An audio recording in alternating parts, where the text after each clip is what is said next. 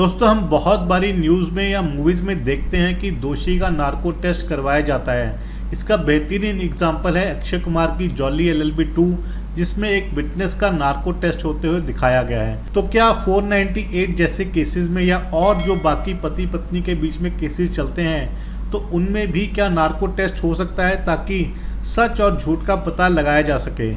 दोस्तों, 498A domestic violence, divorce या section 125 CRPC यानी कि मेंटेनेंस के केसेस में नार्को टेस्ट हो सकता है। क्या नार्को टेस्ट करके ये पता लगाया जा सकता है कि कौन झूठ बोल रहा है और कौन सच बोल रहा है?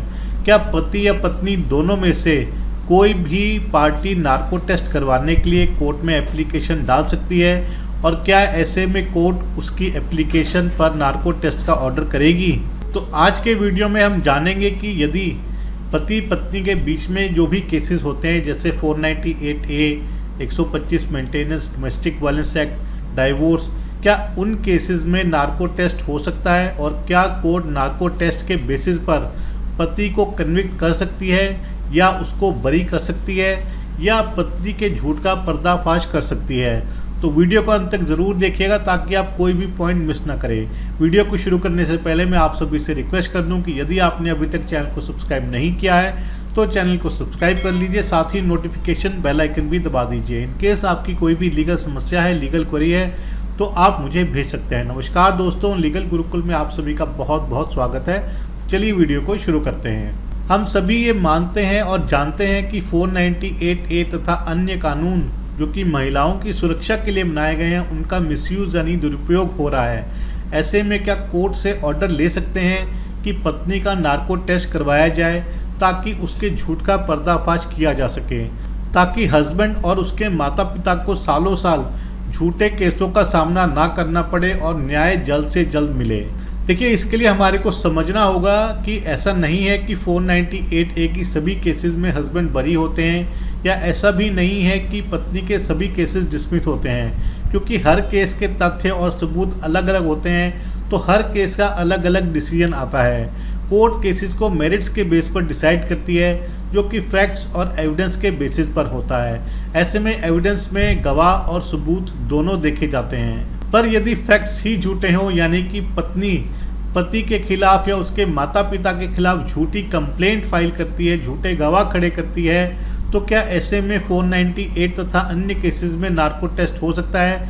क्या पति अपनी बेगुनाही साबित करने के लिए खुद का नार्को टेस्ट करवा सकता है? सबसे पहले हमें समझना होगा कि नार्को टेस्ट है क्या। देखिए, ये एक तरह का टेस्ट होता है जो कि अक्यूज्ड या दोषी पर किया जाता है। ये टेस्ट केमिकल्स और ड्रग्स इंजेक्ट करके किया जाता है और इन्हें हम ट्रूथ ड्रग्स भी कहते हैं। इस टेस्ट में जिस व्यक्ति पर भी ये टेस्ट किया जाता है वो आधी बेहोशी की हालत में पहुंच जाता है, जहां दिमाग पूरी तरह काम नहीं करता और व्यक्ति चाहकर भी झूठ नहीं बोल पाता। इसलिए इन ड्रग्स को ट्रूथ ड्रग्स यानी कि सच बोलने वाली ड्रग्स भी कहा जाता है। लेकिन ये टेस्ट 100% रिजल्ट्स नहीं देता। व्यक्ति ने सच बोला या नहीं बोला या कोई बात छुपाई, इसकी कोई 100% गारंटी नहीं होती।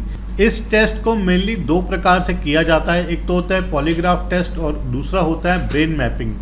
पॉलीग्राफ टेस्ट में व्यक्ति का BP, heart rate, pulse etcetera को मॉनिटर किया जाता है, ताकि जब भी व्यक्ति झूठ बोले या सच बताए तो उसके BP, हार्ट रेट को ऑब्जर्व किया जाए और कब सच बोला और कब झूठ बोला इस बात का पता लगाया जा सके। क्योंकि जब भी व्यक्ति झूठ बोलता है तो उसमें उसका BP, हार्ट रेट एक्सेट्रा सभी चीज़ों में फ़र्क आ जाता है।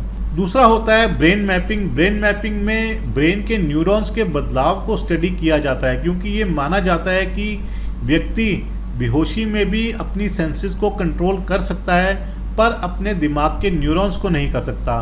अब ऐसे में हम बात करते हैं कि क्या नार्को टेस्ट भारत में अलाउड है या नहीं है।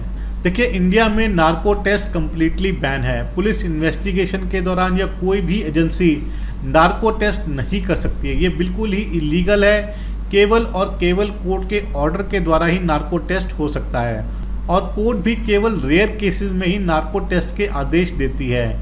ऐसे मैटर्स जो कि नेशनल इंपॉर्टेंस के हैं या नेशनल सिक्योरिटी के हैं, जैसे कि वाइल्ड लाइफ पोचिंग है या टेररिज्म है, ऐसे सीरियस और गंभीर नेचर के केसेस में ही कोर्ट नार्को टेस्ट का ऑर्डर देती है।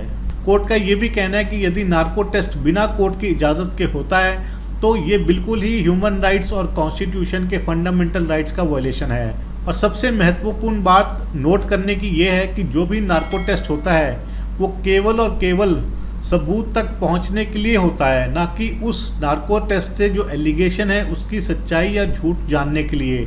अब हम आते हैं कि क्या 498A डाइवोर्स, 125 CRPC या डोमेस्टिक वायलेंस एक्ट में नार्को टेस्ट हो सकता है या नहीं हो सकता है। कोर्ट ने बड़ी क्लियरली ये कहा है कि नार्को टेस्ट 100% रिजल्ट्स नहीं देता है। ऐसे में व्यक्ति सच बोल रहा है या कुछ छुपा रहा है, इसको श्योरिटी से नहीं कहा जा सकता। और नार्को टेस्ट अपने आप में कोई एविडेंस नहीं है, यानी कि कोई भी सबूत नार्को टेस्ट इटसेल्फ नहीं है। नार्को के बेसिस पर किसी को सज़ा भी नहीं सुनाई जा सकती, क्योंकि नार्को टेस्ट सबूत के तौर पर मान्य ही नहीं है। ऐसे में पार्टीज को अपने केस के मेरिट्स पर ज़्यादा ध्यान देना चाहिए। नार्को के बेस्ड एक 498A का केस भी मैं आपके साथ अभी डिस्कस करूंगा, बहुत ही इंटरेस्टिंग केस है, तो बड़े ध्यान से सुनिएगा। देखिए, हाईकोर्ट के सामने एक मैटर आया जहां पर हस्बैंड ने अपनी कन्विक्शन, जो कि उसकी निचली कोर्ट से 498A और 304B में हो गई थी, उसको हस्बैंड ने हाईकोर्ट के सामने चैलेंज किया और साथ ही उसने एक एप्लीकेशन लगाई कि उसका नार्को टेस्ट किया जाए। अब मामला यह है कि हस्बैंड वाइफ की मैरिज हुई थी अप्रैल 2012 में। उसके बाद जुलाई 2012 में वाइफ की डेथ हो जाती है अंडर सस्पिशियस सर्कमस्टांसेस।